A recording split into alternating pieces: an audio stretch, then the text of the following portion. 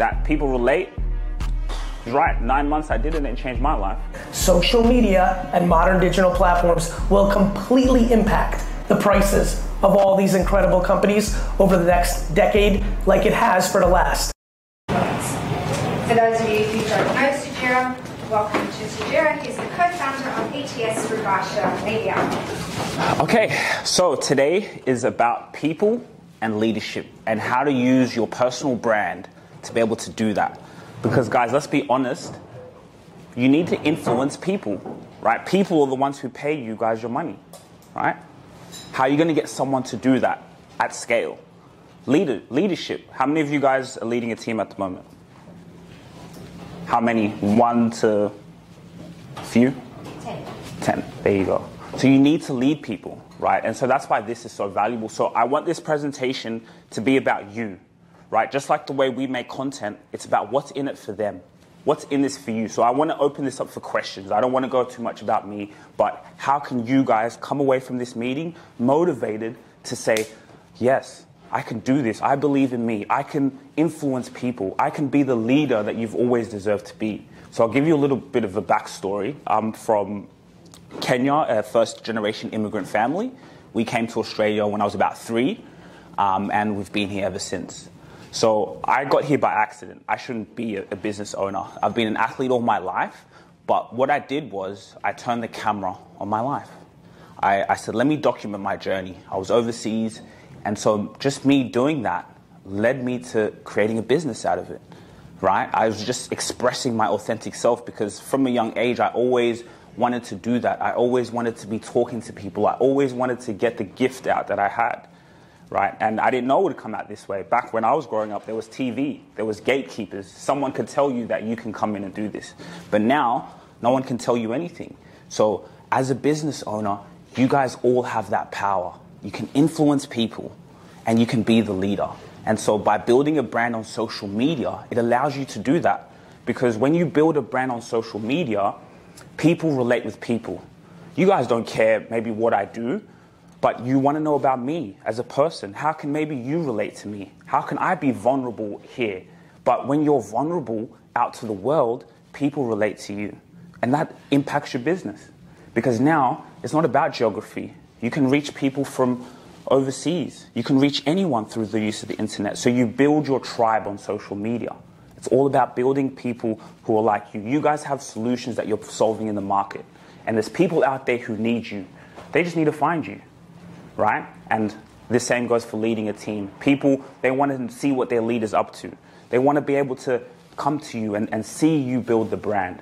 So is there any questions that you guys have? Is there anything that you guys are struggling right now with social media? How can you improve your business by marketing yourself? Right? Does anyone have any questions? So if I'm looking to build know, like, and trust with potential clients, if there are a couple of things that I did every week, what do you suggest that I do in social media space? So what do you do? So I'm talking to small and medium-sized business owners, maybe up to $100 million businesses, and literally taking them on a journey to make their life better because they're usually lost in their business, not using their team very effectively, they're on a journey. So those are the people I'm looking for. I'm looking to at least have a conversation with them. Okay, cool. How often are you having conversations with them? When I'm rolling with my process, I'll talk to 3 to 5 people a week. And it's usually a half-hour conversation, and I'll get a sense for where they're at in life and business. Perfect. So then you can ask them for consent. Let's say while you're on the phone with them, Zoom, phone call, say, hey, I'm just recording this in the background. You can ask them for their consent. If they do say yes, turn your phone on, record that. Now that becomes content, because a lot of people get confused. A lot of people think you have to create content. Oh, I don't have time for it. Like I'm doing here. I'm doing this Excite presentation in front of you guys, but now I have the camera here so other people can relate to that. So you can just record the call. You're documenting it, you're doing it, you're in operations, and now there's going to be things that you say that are powerful to that person, that are helping that person. So by you recording it, there's going to be someone else who has that same problem, and now that person can get in touch with you. And so when you do that over time, they're going to know you, they're going to like you, and they're going to trust you. So just document it. You're having a phone call, turn the camera on.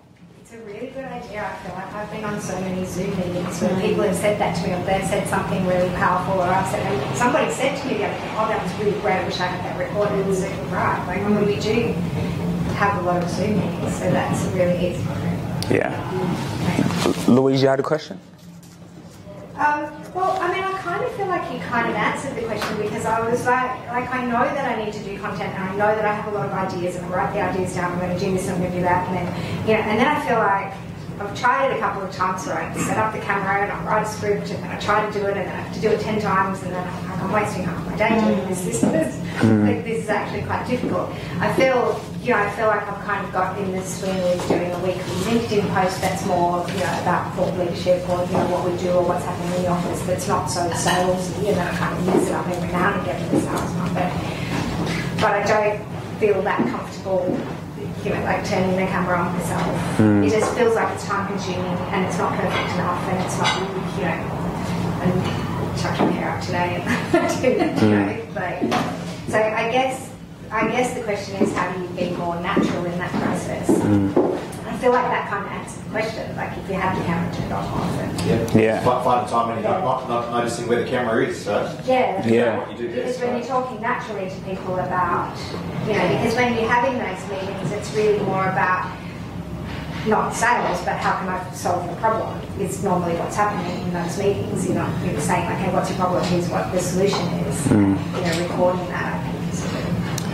And what's so great about that, like you said, it's natural, so it's authentic. And people relate to authenticity now more than ever.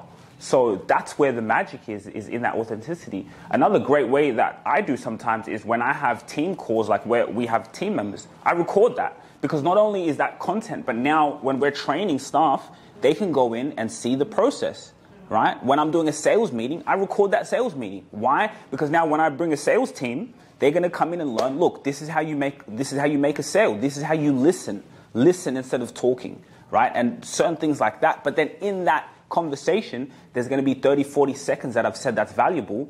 Now you can put that out on social media. That's your content, right? You don't need a huge marketing team. It's just finding ways to document.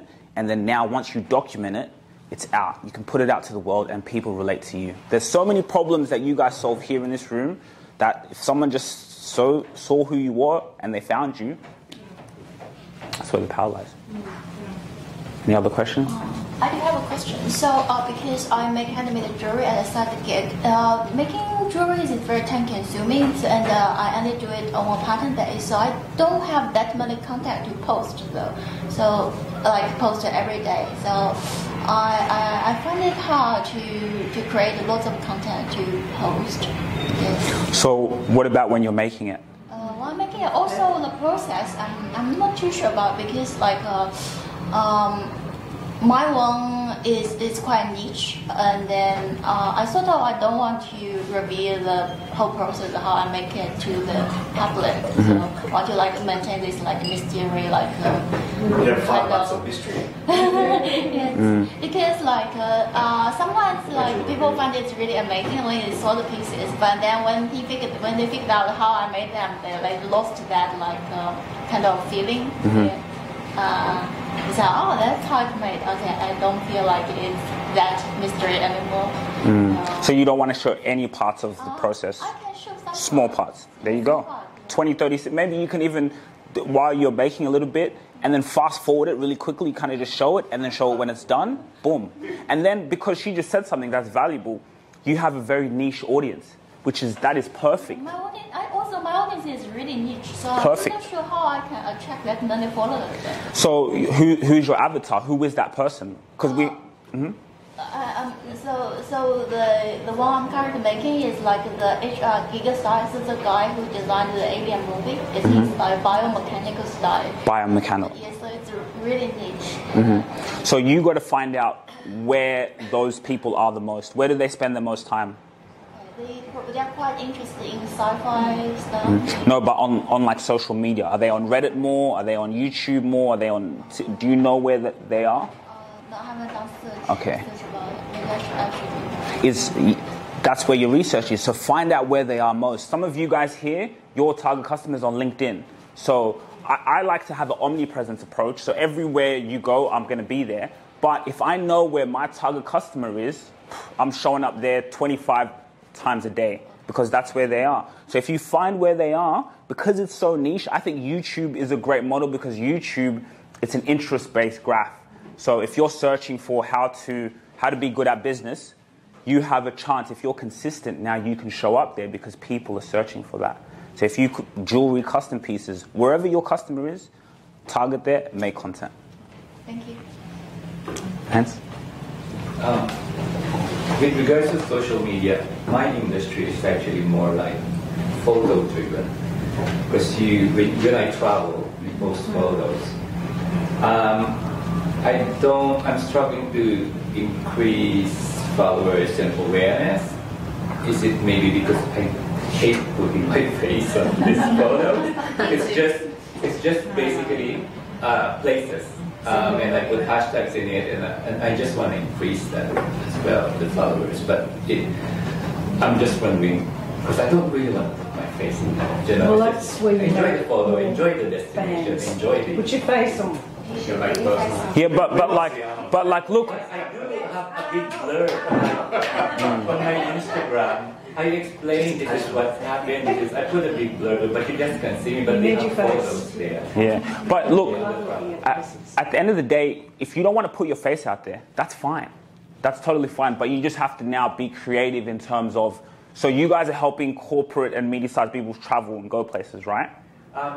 Yeah, but my Instagram is more my leisure high-end trip, like the cruise and that, because I tend to separate those two. The corporate one goes on Facebook and now LinkedIn, thanks to you, because I never had LinkedIn, because I'm always constantly employed or running I've got my own database, but because I'm starting again, that's what I'm doing. But the Instagram is more on high-end leisure, which I also separate specialty of mine. So what are you struggling with? To increase the followers on especially Instagram, and maybe because they can't see me. Okay. Yes. So there's no soul to the bit. Again, people want to connect with people. So you have to find a way where you have someone on your team who's on camera. I don't know. But you're right. If you can keep posting pictures and maybe, nice places, but it gets to a plateau because people want to connect with that. I guess maybe through some other clients you have, if they can post things on their trip, that's a great way to use other people, influencers. That's a good idea. Some of your clients tell them, hey, take a picture. You're doing amazing solutions for people. They're happy, and tag us, right? Or send them. You mentioned before, all I need is consent. To use their, yeah. Correct. Yeah. You can turn it into a competition. Yeah. Play the top photos with you in it from your trip and give us permission to use it, and you'll get that. That's a great idea. There you go. You will actually get lots of people liking and following and sharing that off with others. And you can do a which would you choose. Like I choose Antarctica or I choose, I don't know, the Bahamas. Yeah. Which would you choose and engage with? And I think those are amazing points because people love a game, and so now because now you have social media, you can now use social media to people to engage in that. So you're also building a community with your clients because your best customers are the people who are already paying you, right? They're your clients. So now you're engaging them. The next one gets whatever it is incentive. You get their consent. Boom. And now you're growing up your page. How many times are you posting on the page? A week? 3, 4. That's good. That's good. Yeah. But especially when I'm on a trip, constant. Good. In a day, I can just post non-stop. Good. And I do reel as well. Good. Then I explain these series, and so they can see it on Instagram. So good. We had a picture of you every now and then. It's fine the camera. It's like what I do is I ask my partner to take a photo of me, but the back, and then my back, and then the scenery here. it's the selfie thing. You just got to take yourself back a few years. Imagine you're taking that photos, you're taking the breaks. It is good to have you in it somewhere. Yeah, it is hard to see. What do you feel so increasing Instagram and Facebook followers, for example, there's some apps that you can use that do that, right? So you can like join and pay like $30 a month, and I don't know exactly. What do you feel about those? Do you feel like it's better to do it organic? Organic. I don't trust those things. Those things of paying, no. I've even people, for YouTube, no. Organic. And it doesn't, for me, I post. People won't like, people won't comment, but I don't care. Because I know I need to do it. And so I've done it quite a lot, and you still won't get nothing. But when you do it over time, that's when you'll build. So it's just about you've got to be consistent. And it's a good practice, because if you're consistent in that area, helps you consistent be in other areas of your life, right? Commit to saying, look, I want to, even if it's just recording. I always tell people they don't maybe want to be on social media right now, just document it and keep it for yourself. You can even watch it for yourself. And then you may get comfortable, say, oh, let me post this.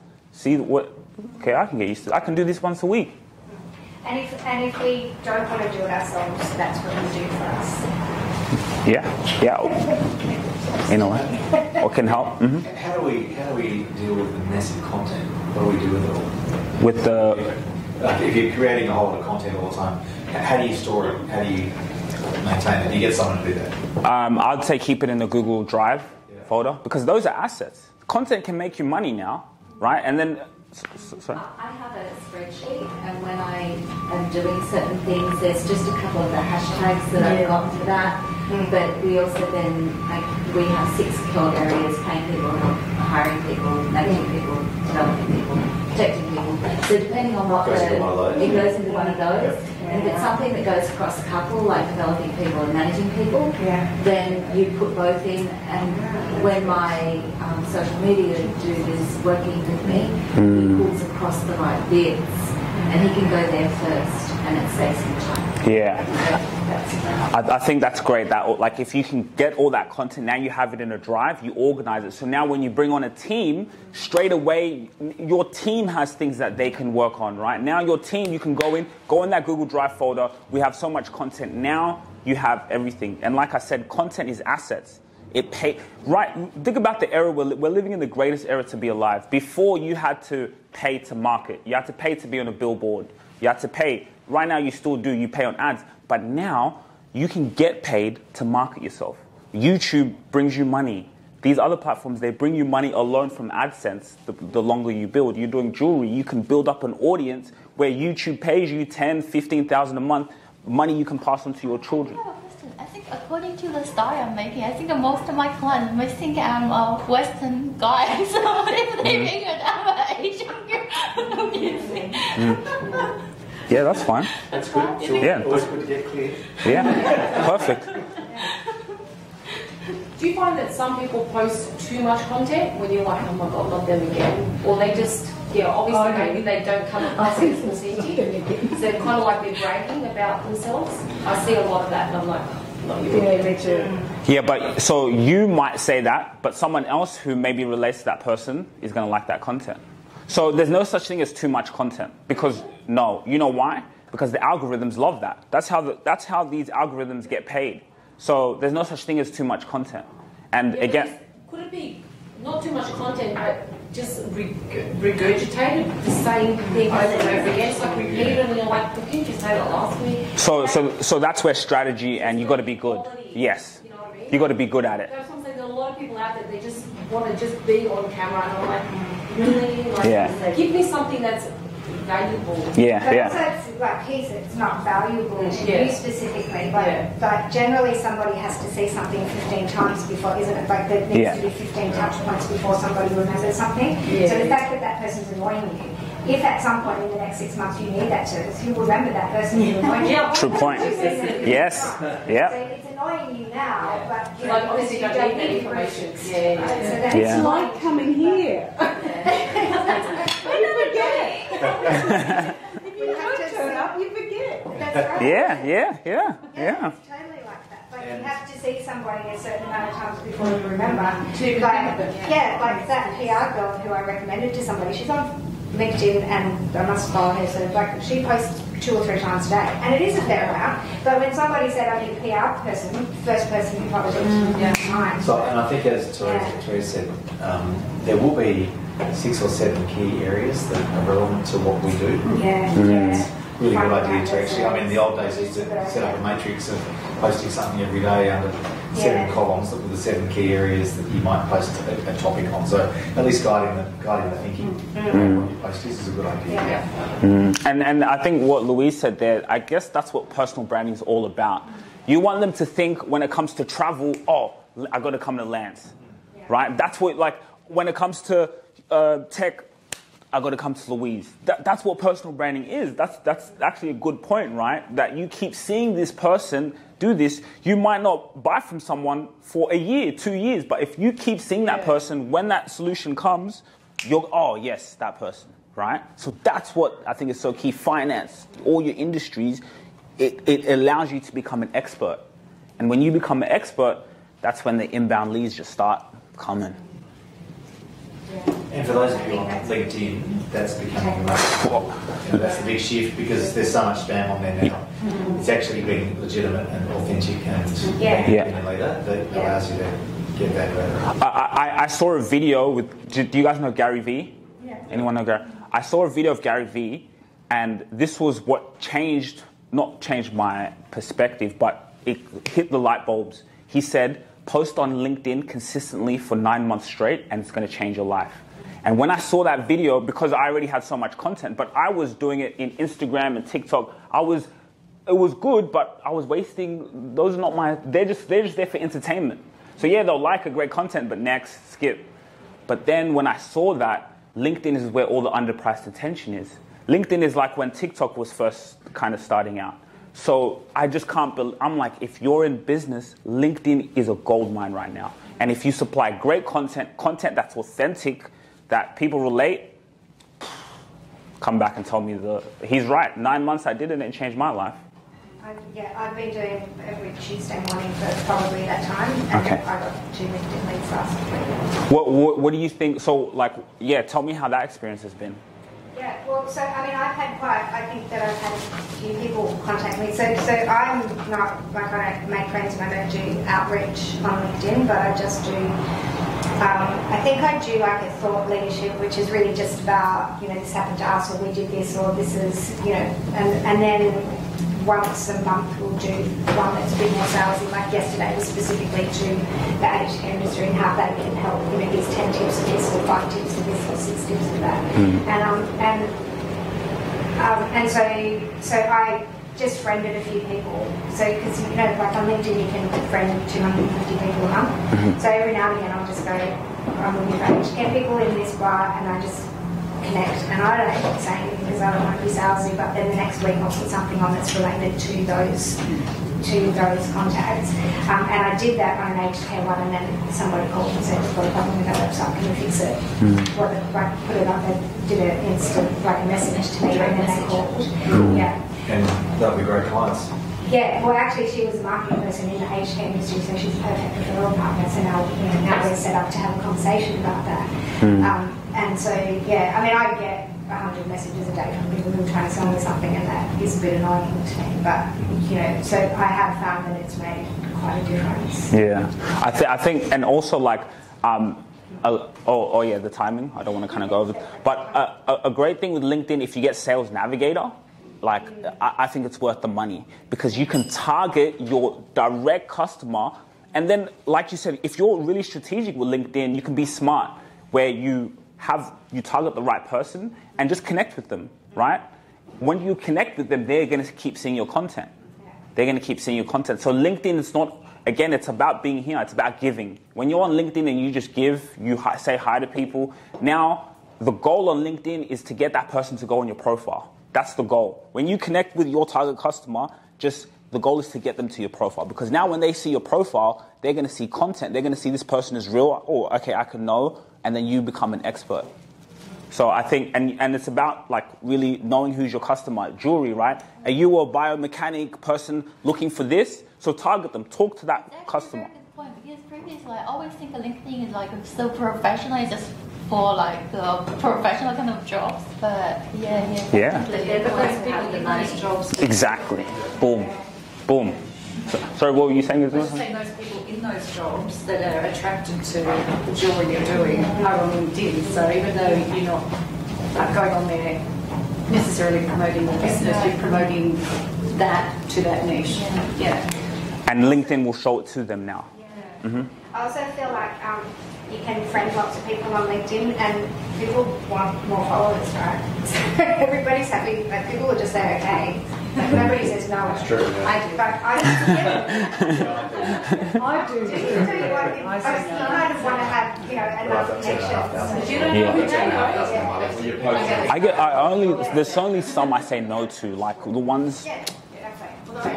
We can do your YouTube, kind of from certain countries. Right. I don't mean to be rude, but but if it's like a business, I'll connect.